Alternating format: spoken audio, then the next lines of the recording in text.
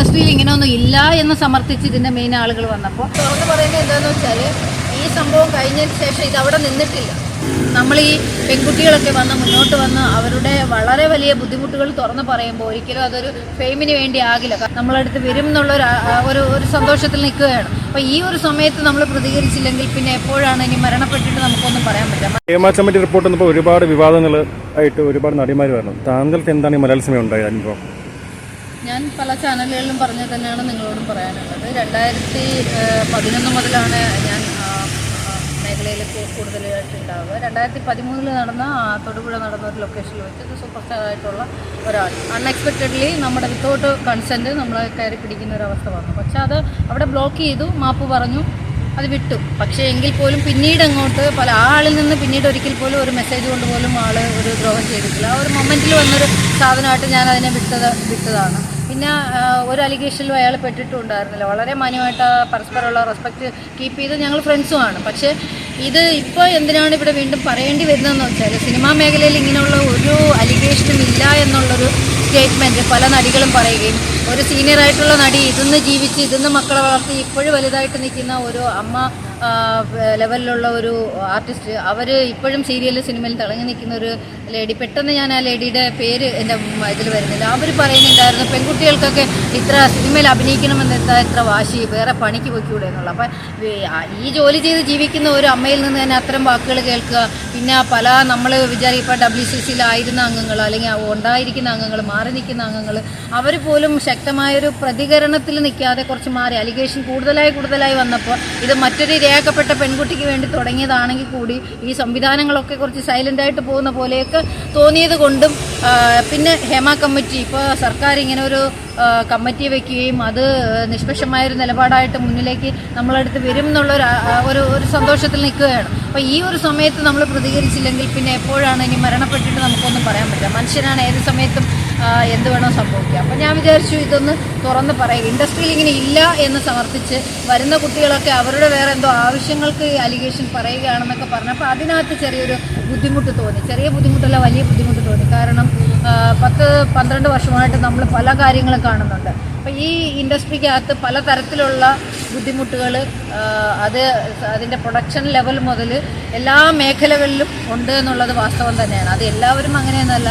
ഇപ്പം ഈ പറയുന്ന പേരുകാരിൽപ്പെട്ട ആളുകളെല്ലാം പീഡകരാണെന്നൊന്നും എനിക്ക് അഭിപ്രായമില്ല. കാരണം എനിക്ക് അവരുമായിട്ടൊക്കെ ഇപ്പോൾ ഈ അലിഗേഷനിൽ പെട്ട എല്ലാവരും എന്നോട് നല്ല രീതിയിലാണ് സൗഹൃദത്തിൽ വന്നിട്ടുള്ളത്. അവരാരും എന്നോട് മോശമായിട്ട് ബിഹേവ് ചെയ്ത ആളുകളെ അല്ല. അപ്പം അതുകൊണ്ട് തന്നെ ഇത് ഏതെങ്കിലും തരത്തിലുള്ള പൊളിറ്റിക്കൽ ഗെയിമിൻ്റെ ഭാഗമായിട്ടോ അല്ലെങ്കിൽ വേറെ ഏതെങ്കിലും വ്യക്തിപരമായിട്ടുള്ള നേട്ടങ്ങൾക്കോ ഒക്കെ ആണോ എന്നുള്ളത് ഇവിടുത്തെ നീതിന്യായ വ്യവസ്ഥ വിലയിരുത്തേണ്ടതാണ്. പിന്നെ ഞാൻ വിചാരിക്കുന്നത് നമ്മൾ ഈ പെൺകുട്ടികളൊക്കെ മുന്നോട്ട് വന്ന് അവരുടെ വളരെ വലിയ ബുദ്ധിമുട്ടുകൾ തുറന്ന് പറയുമ്പോൾ ഒരിക്കലും അതൊരു ഫെയിമിന് വേണ്ടി ആകില്ല. കാരണം സ്വന്തം മലർന്നു കിടന്ന് തുപ്പുന്നു എന്ന് പറയുന്ന പോലത്തെ ഒരു അവസ്ഥയാണ് ഇത്. ഹരാസ് ചെയ്യപ്പെട്ട പെൺകുട്ടി സമൂഹ മധ്യത്തിൽ വന്നിരുന്നത് മീഡിയയുടെ ജനലക്ഷങ്ങളുടെ മുമ്പിൽ അത് പറയുക എന്നാണ്. അപ്പോൾ ആ പെൺകുട്ടി വീണ്ടും റേപ്പ് ചെയ്യപ്പെടുകയാണ് പൊതുസമൂഹത്തിന് മുന്നിൽ. അപ്പോൾ അതുകൊണ്ട് അതൊരു വെറുതെ ഒരാൾ ആരോപണം ഉന്നയിക്കുമെന്ന് തോന്നില്ല. അപ്പോൾ അതിൽ കഴമ്പുണ്ടോ, അത് എങ്ങനെയാണ്, ഏത് സാഹചര്യത്തിലുണ്ടായി എന്നൊക്കെ ഉള്ളത് അത് വിലയിരുത്തണം. അതേപോലെ തന്നെ രണ്ട് കക്ഷികൾ സമ്മതത്തോടു കൂടി ഏതെങ്കിലും തരത്തിലുള്ള സെക്ഷൽ കാര്യങ്ങളിൽ ഇടപെട്ടിട്ടുണ്ടെങ്കിൽ, ഏതെങ്കിലും തരത്തിലുള്ള നേട്ടങ്ങൾക്ക് വേണ്ടി അത് ഉപയോഗിച്ച് പരസ്പരം ഒരു അണ്ടർസ്റ്റാൻഡിങ്ങിൽ ഉപയോഗിച്ചിട്ടുണ്ടെങ്കിൽ ഈ പറയുന്ന കാര്യങ്ങൾ, റേപ്പെന്ന് പറയുന്ന കാര്യങ്ങളൊന്നും നിലനിൽക്കില്ല. താങ്കൾ ഒരുപാട് ഉദാഹരണങ്ങൾ പറഞ്ഞു. 2016 താങ്കൾ സംഭവിച്ചത് അത് നടൻ ജയസൂര്യ ആണ്, സമൂഹം അതിന് ചർച്ച ചെയ്യുന്നുണ്ട്. അപ്പോൾ നടൻ ജയസൂര്യ ആണോ? അത് 2013 സിനിമ, തൊടുപുഴ നടന്ന സിനിമയാണ്. ഒരു നായക നടൻ ആണ്, സൂപ്പർ സ്റ്റാർ ആയിട്ടുള്ള ആളാണ്. അപ്പോൾ ഈ സംഭവം അൺഎക്സ്പെക്റ്റഡ്ലി നമ്മളെ ഹോൾഡ് ചെയ്യുക, നമ്മളതിനെ തള്ളി മാറ്റുന്നു.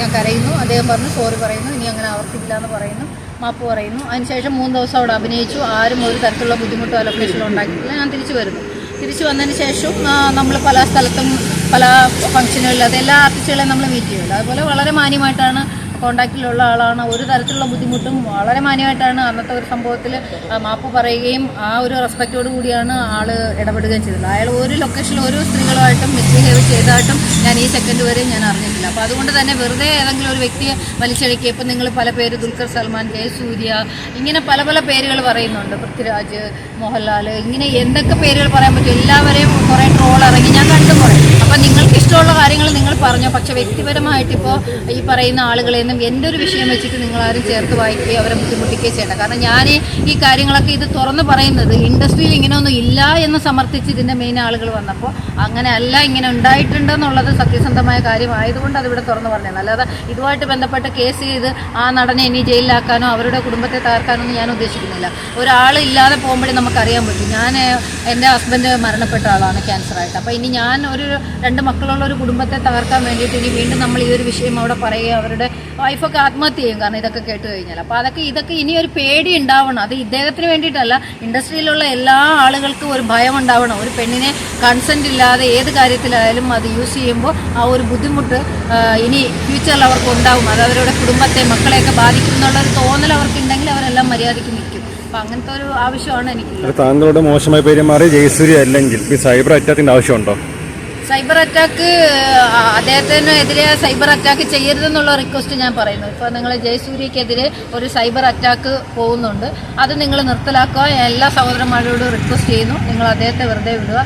ആവശ്യമില്ലാത്ത അഭ്യൂഹങ്ങൾ പരത്തി ഇപ്പോൾ ഓൺലൈൻ മീഡിയയിലും നിങ്ങളുടെ ജീവിതമാർഗ്ഗമാണ്, അത് ഞാൻ അതിനെ അംഗീകരിക്കുന്നു. നിങ്ങൾക്ക് വീഡിയോ വരുമ്പോൾ ഉണ്ടാകുന്ന നിങ്ങളുടെ ഒരു ഇൻകം ഉണ്ടല്ലോ, അതിനൊന്നും എനിക്ക് സന്തോഷമുള്ളൂ. നമ്മൾ കാരണം ഒരാൾക്ക് കൂടുതൽ എന്തെങ്കിലും ഒരു കിട്ടുന്നത്. പക്ഷേ അത് ഒരുപാട് തെറ്റായ രീതിയിലേക്ക് അതിനെ വളച്ചൊടിച്ച് കൊണ്ടുപോയിട്ട് നിങ്ങൾ മീഡിയക്കാരും കുറച്ച് സത്യസന്ധമായിട്ടുള്ള കാര്യങ്ങൾ ചെയ്യുക എന്നുള്ളതാണ്. ഈ പ്രൈം ചാനലുകളൊക്കെ കണ്ടിട്ടില്ലേ, നമ്മൾ പറയുന്ന കാര്യം തന്നെയാണ് അവർ ടെലികാസ്റ്റ് ചെയ്യുന്നത്. വളരെ ചെറുതായിട്ട് ചിലപ്പോൾ ഒരു നേരിയ വ്യത്യാസം വരും. പക്ഷേ ഓൺലൈൻ മീഡിയ യൂട്യൂബേഴ്സ് അവർക്ക് തോന്നുന്ന മാതിരി നമ്മൾ പറയുന്ന മുഴുവൻ വളച്ചൊടിച്ചിട്ട് ഹെഡിങ് കൊടുത്ത് തംബ്ലൈൻ കയറ്റി അങ്ങനത്തെ ഒരു ഇത് പോകുമ്പോഴത്തേക്ക് ഭയങ്കര ബുദ്ധിമുട്ടുണ്ടാക്കുക. അത് എനിക്ക് മാത്രമല്ല എല്ലാവർക്കും ഉണ്ടാകും. പിന്നെ ഞാൻ സോഷ്യൽ മീഡിയ അറ്റാക്കൊന്നും നോക്കി നിൽക്കാൻ എനിക്ക് സമയമില്ലാത്ത ഒരാളാണ്. എനിക്കൊരു NGO ഉണ്ട്, ഗ്ലോബൽ പീസ് അതോറിറ്റി, അതിൻ്റെ പ്രവർത്തനങ്ങളുണ്ട്. നടന്ന മാപ്പ് കൊടുത്തു, പിന്നെ എന്തിനാണ് വീണ്ടും ഈ കഥ പുറത്തേക്ക് വരുന്നത്? അതാണ് നിങ്ങളോട് വീണ്ടും ഞാൻ പറയുന്നത്. തുറന്ന് പറയുന്നത് എന്താണെന്ന് വെച്ചാൽ ഈ സംഭവം കഴിഞ്ഞതിന് ശേഷം ഇത് അവിടെ നിന്നിട്ടില്ല. പല തരത്തിലും നമ്മൾക്ക് ഇപ്പോൾ ഒരു ചാൻസിന് വേണ്ടി നമ്മൾ അങ്ങോട്ട് വിളിക്കാറില്ല. നമ്മളെ വിളിക്കുകയാണെങ്കിൽ ഇവർ ആദ്യം ചോദിക്കുന്നത് അഡ്ജസ്റ്റ്മെൻറ്റിനോ കോംപ്രമൈസിനോ തയ്യാറുണ്ടോ എന്നാണ്. അപ്പോൾ ആദ്യമൊക്കെ നമ്മളിത് കേൾക്കുമ്പോൾ നമ്മളായിരിക്കുന്ന റെമ്യൂണറേഷനിലാണ് കുറവ് വരുത്താനാണ് ഇവർ ഉദ്ദേശിക്കുന്നത്. അപ്പോൾ ഇവർ ഉദ്ദേശിക്കുന്നത് അങ്ങനെയല്ല. എല്ലാവരും അങ്ങനെയെന്നല്ല കേട്ടോ ഈ പറയുന്നത്. ഒരു ചെറിയ ശതമാനം ആളുകളാണ് ഈ ചെയ്യുന്നത്. പക്ഷേ ഇതൊക്കെ ഇൻഡസ്ട്രിയിൽ ഉണ്ട് എന്നുള്ളത് പരമമായ സത്യമാണ്. അപ്പോൾ ഇത് ചിലപ്പോൾ വലിയ ഡയറക്ടേഴ്സോ പ്രൊഡ്യൂസേഴ്സോ ഒന്നും അറിയുന്നുണ്ടാവില്ല, കൺട്രോളർമാർ ചെയ്യുന്നു. ചിലപ്പോൾ കൺട്രോളർമാർ പാവമായിരിക്കും, ഡയറക്ടർ പ്രൊഡ്യൂസർ ആയിരിക്കും ഇത് ആഗ്രഹിക്കുന്നത്. ഇവരുടെ ഒരു PA വർക്ക് പോലെ ഇവർ അടിയിലോട്ട് വർക്ക് ചെയ്യുന്നു, താല്പര്യമുള്ള കുട്ടികളെ കൊണ്ടുവരുന്നു. ഒരു പ്രൊജക്റ്റ് നടക്കാൻ ആളുകളെ സബ്മിറ്റ് ചെയ്യേണ്ട ഒരു ഗതികേടിലേക്ക് വരുന്നു. അപ്പോൾ പ്രൊഡ്യൂസർ മിണ്ടാതിരിക്കും, എൻ്റെ ഒരു പടം ഓണാവുന്നു. ഒരു ഡയറക്ടർ മിണ്ടാതിരിക്കും, അവന് നല്ല രീതിയിലൊരു പടം വരില്ല. അപ്പോൾ അവിടെ കുറേ കോംപ്രമൈസ് വേണ്ടി വരും. അപ്പോൾ ഇത്തരം കാര്യങ്ങളിൽ പെണ്ണ്, കള്ള്, കഞ്ചാവ് ഇങ്ങനെയുള്ള സാധനങ്ങളാണല്ലോ ഇപ്പോൾ മനുഷ്യന്മാർക്ക് വേണ്ടത്. അപ്പോൾ അത്തരം കാര്യങ്ങൾ ചെയ്തു കൊടുത്തുകൊണ്ട് സംവിധാനങ്ങൾ എല്ലാ മേഖലയിലും ഉണ്ട് കേട്ടോ. ഇത് സിനിമ ഇൻഡസ്ട്രിയെ നമ്മൾ അടച്ചാക്ഷേപിച്ചുകൊണ്ട് പറയേണ്ട ആവശ്യമില്ല.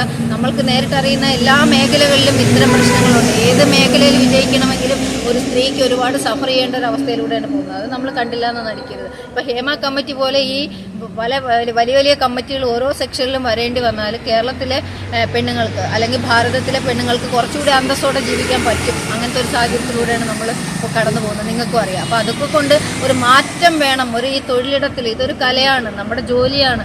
ജൂനിയർ ആർട്ടിസ്റ്റ് ആയാലും സീനിയർ ആർട്ടിസ്റ്റ് ആയാലും സൂപ്പർ സ്റ്റാർ ആയാലും എല്ലാവരും തൊഴിലാണ് ചെയ്യുന്നത്. ആ തൊഴിലിന് അർഹിക്കുന്ന പ്രതിഫലവും അർഹിക്കുന്ന മാന്യതയും കൊടുത്തുകൊണ്ട് തൊഴിലിടത്ത് സേഫ്റ്റിയോടുകൂടി നമുക്ക് വർക്ക് ചെയ്യാൻ പറ്റണം.